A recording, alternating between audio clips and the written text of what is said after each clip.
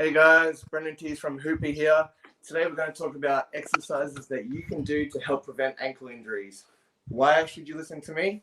My name's Brendan Teys. Like I said, I played professional basketball for over 11 years. I've also coached several junior teams.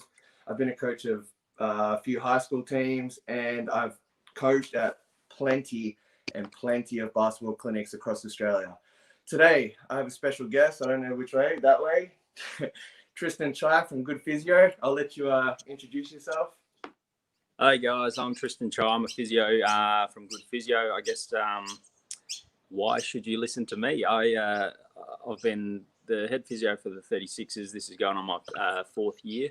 I've been a very unprofessional basketballer for the better part of 30 years, and so I know a little bit about ankles. Ankles are the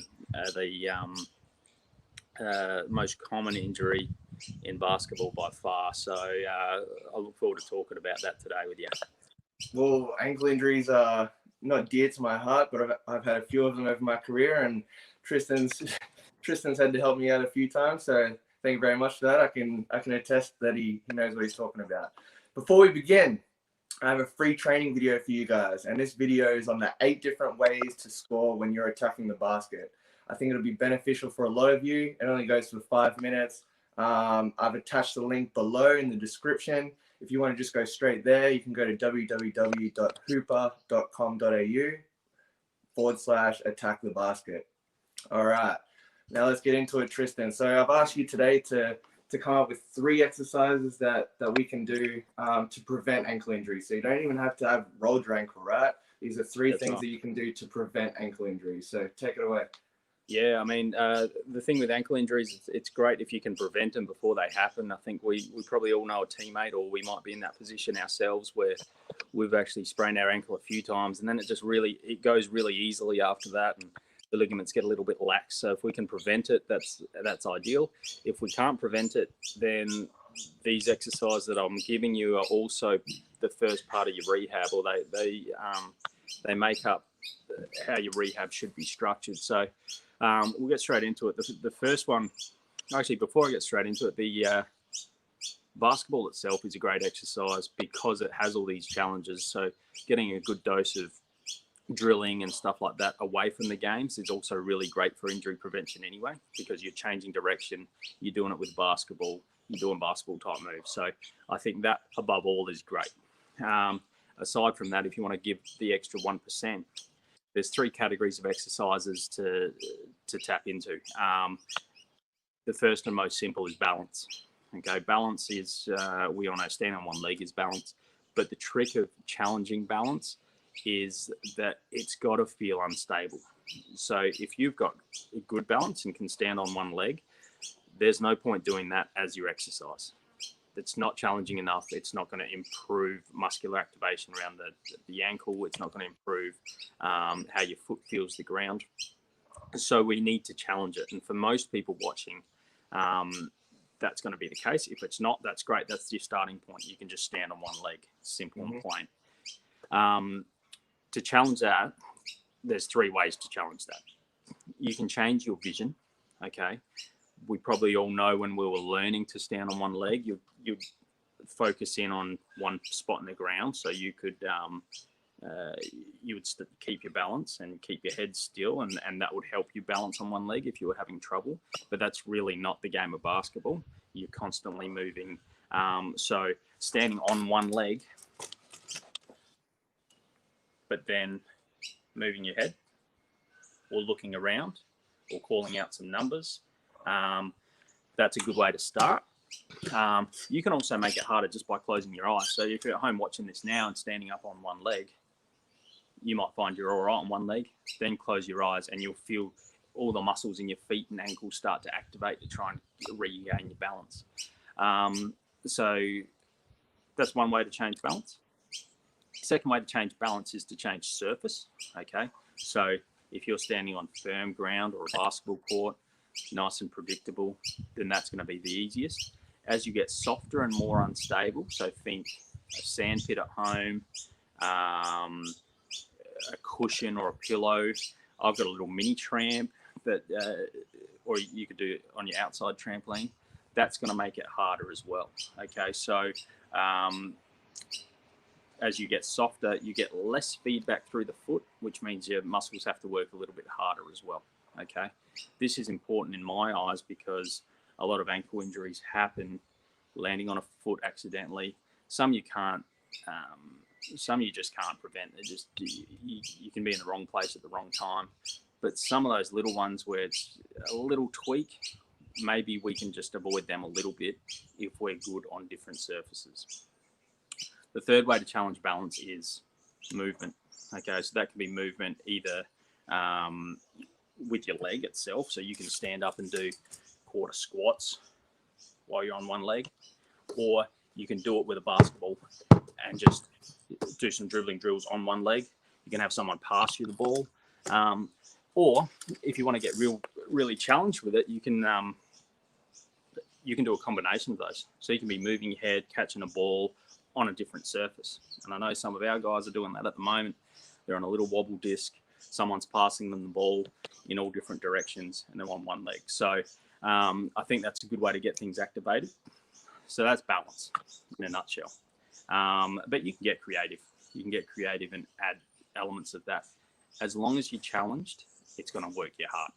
Okay. So that's the first exercise, is a balance exercise. Second exercise is strength.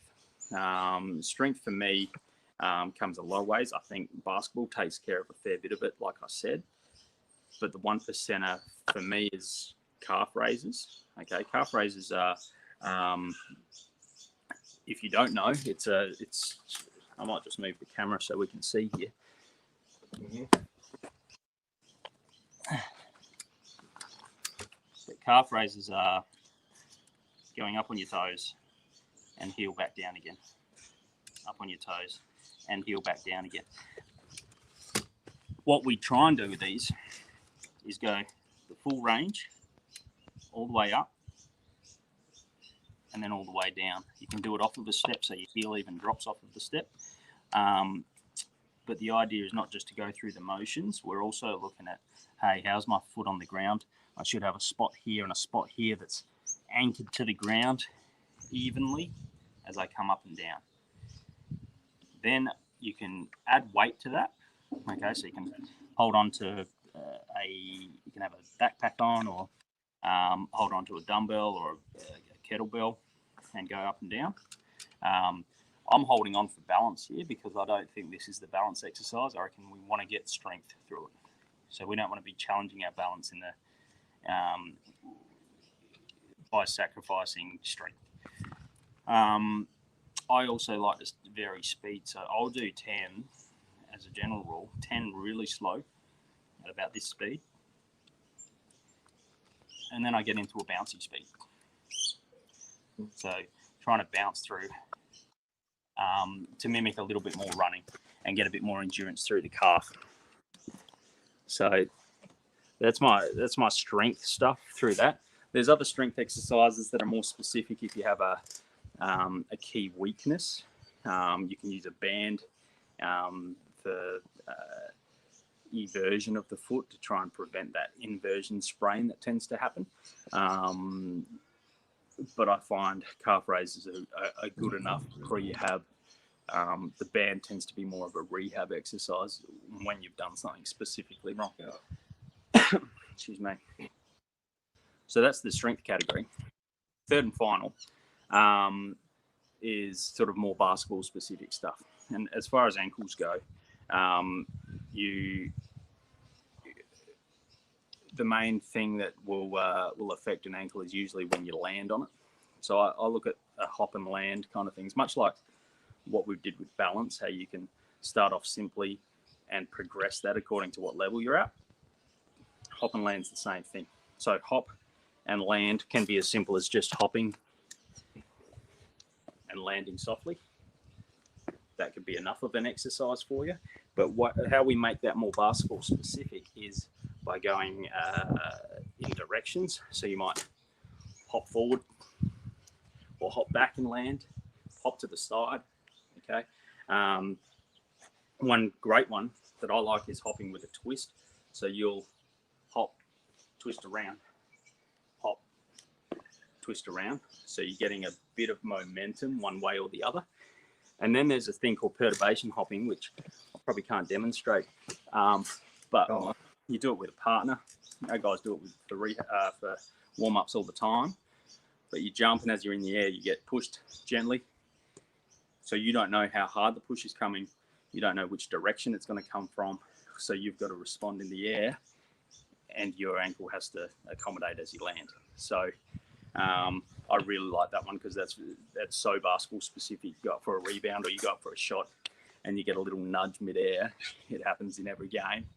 So that's a really good way to train the brain and train the foot to be able to accommodate to those unexpected circumstances. So those are the three: balance, strength, and your hop and land type exercises. Awesome. That was excellent, Tris. Thanks for your wise words there. What I'm going to do now is I'm going to throw it open to any questions you guys might have. So if you want to type them in the comments below, please do that. I'm sure Tristan will hang around for a couple of minutes to answer any questions you guys have. In the meantime, like I mentioned at the start of the video, please go and download your free training video on the 8 different ways to score when attacking the basket. The link is in the description below, or you can type in www.hooper.com.au/attack the basket. I'll give you guys a couple more seconds to punch in any questions. But if you don't have any questions right now, or you're watching this video after the fact, Tristan has let me know that you can go to the Good Physio Instagram page. Just DM them there. Tristan will try to find some time, especially now that we're in quarantine for the next few days. I'm sure he'll find some time after running around after his family. I'm sure he'll find some time to answer some questions for you guys. So feel free to jump on the Good Physio Instagram page and ask any questions. Other than that, thanks for tuning in. Tomorrow, 10 a.m. Adelaide time, I have a ball handling workout, and these are ball handling exercises that you can do at home for those of you who are quarantining.